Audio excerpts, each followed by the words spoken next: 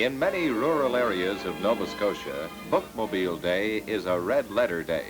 For in the books that it carries, the bookmobile brings adventure, travel, and new worlds to explore.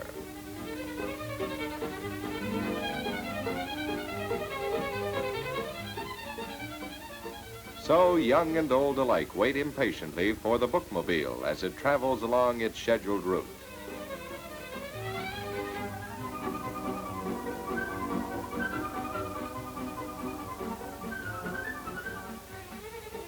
To the children, the bookmobile is their own library, with their own special librarian in charge.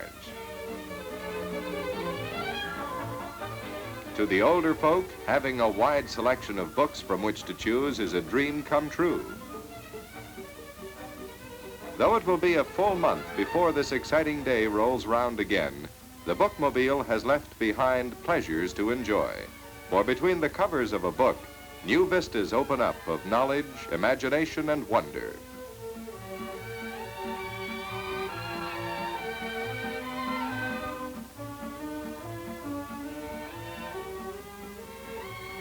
As the bookmobile travels its daily miles through Nova Scotia, it carries its priceless cargo of fact and fiction from one remote fishing village to another, and to others who work in areas remote from libraries.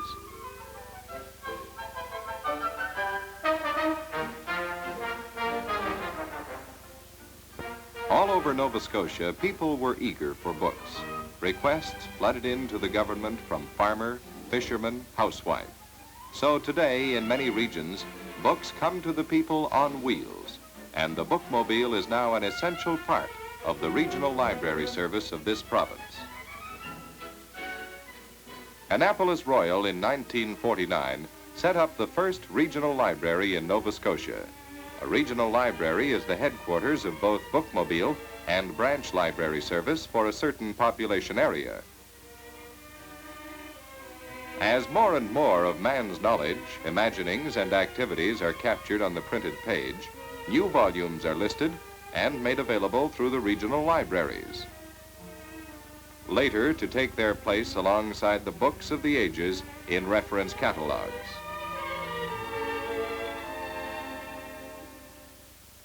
So, from the vast storehouse of books, new and old, the head librarian selects those that will satisfy many reading tastes.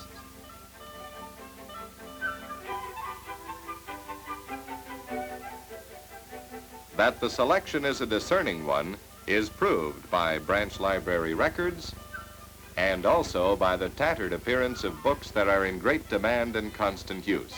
So the regional headquarters also becomes a repair shop for these much-traveled volumes.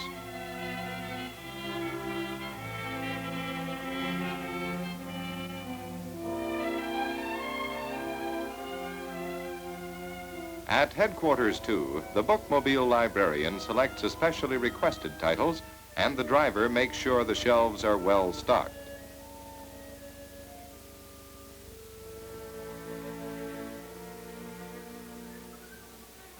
Each morning before setting out, all necessary volumes, both those requested and new ones, have to be made available. The driver, though not a trained librarian, becomes a useful assistant.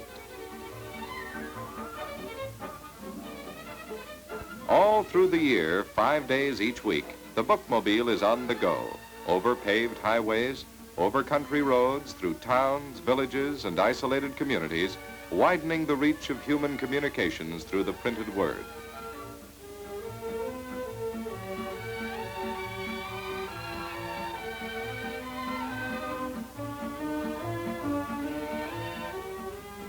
Through this storehouse on wheels, which carries 1,500 books at a time, with many times more in circulation, fact and fun, travel and philosophy, information and poetry, all the written world is brought to one's very door.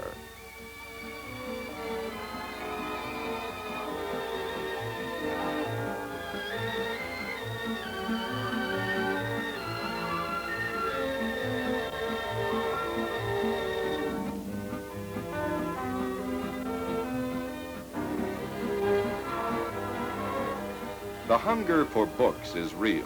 The first bookmobile was so successful that it led to the formation of branch libraries in many of the larger communities in the valley. And Annapolis Royal was the first branch to open.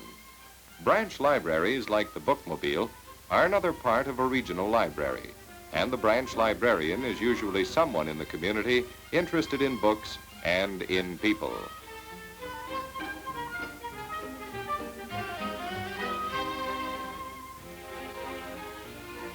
Branch libraries are a community effort, with the building maintained by the community it serves. All of them have a section where the very young can find books to satisfy their love for adventure and fantasy. More branches later opened in the Annapolis Valley, and other Nova Scotia areas followed their pattern. In 1949, the Annapolis Valley Regional Library was the only one in the province. By 1958, Sydney, Truro, New Glasgow, and Halifax had become headquarters of other regional libraries. All have a bookmobile service except Halifax, with its fine central library. Altogether, there are 31 branch libraries scattered through towns and villages. A fine building is not the first essential. Books, 2 books, 3 books. Books make a library. The space to put them can be anywhere. That is why, especially in small communities, branch libraries may be found in unexpected places.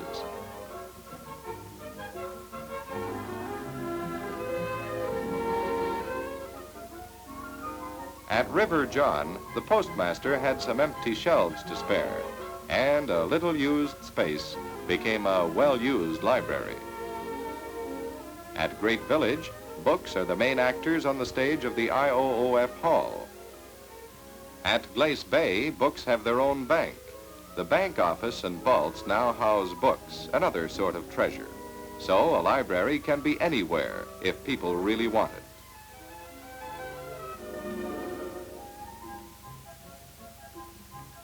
At the Air Force Station, Greenwood, the personnel wanted books in addition to their own library. So Nova Scotia now has the first Armed Forces branch within a regional library plan.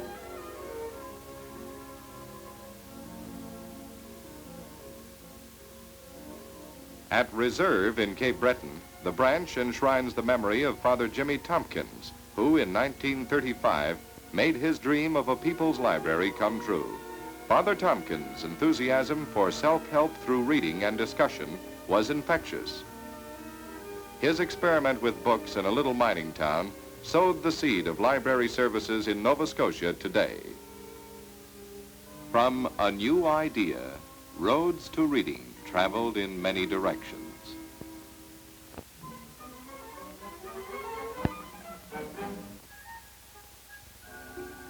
The regional library in Halifax, because it is a city library, differs from the others only in that it has a greater capacity for books, a larger staff, and some added facilities.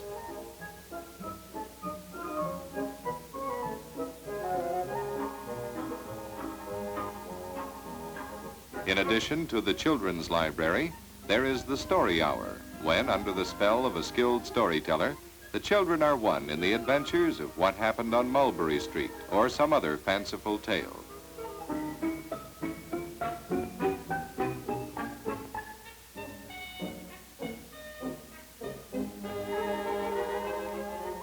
Then there is the reference room, where volume after volume contains facts gleaned the world over to be quickly available on almost any subject.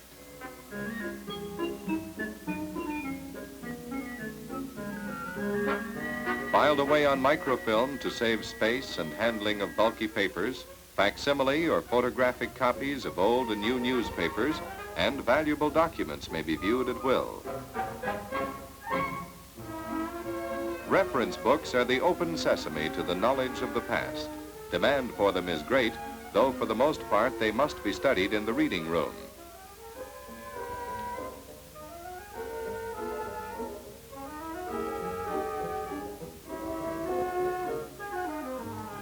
But branch libraries and bookmobiles provide reading facilities for only half the population of Nova Scotia.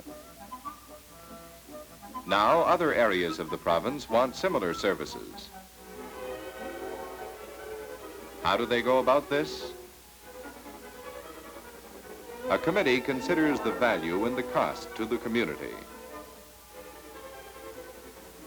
This information is given out to such groups as home and school, church, women's institutes, service clubs, farmers and fishermen's organizations, who report back to the various councils.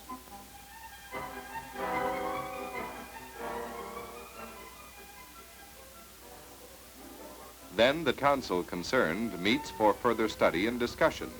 When satisfied that the community wants and needs this service, the mayor signs the agreement and the council votes the necessary funds.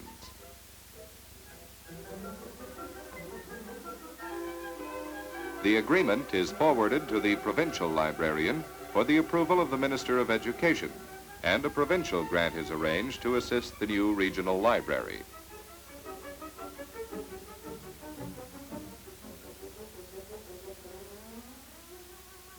From headquarters in Halifax, the administration of all library services is carried on.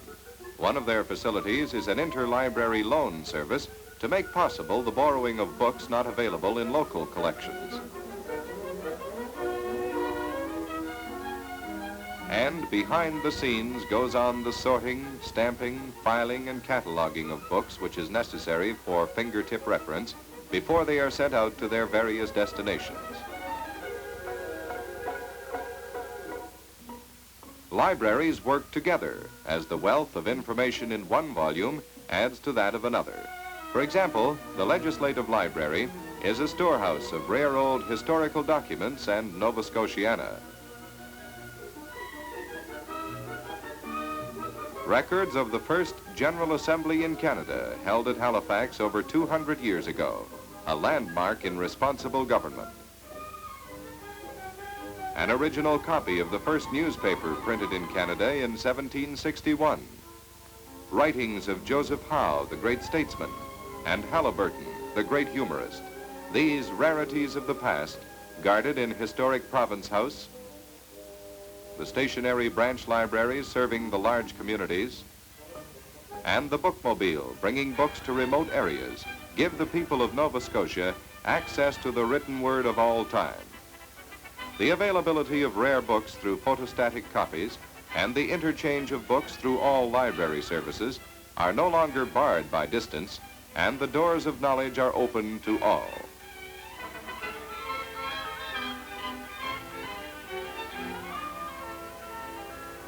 Even the school children are not forgotten. In addition to the hundreds of scheduled stops each month, the bookmobile makes school stops as well. It comes only once a month, but its coming is looked forward to by every child.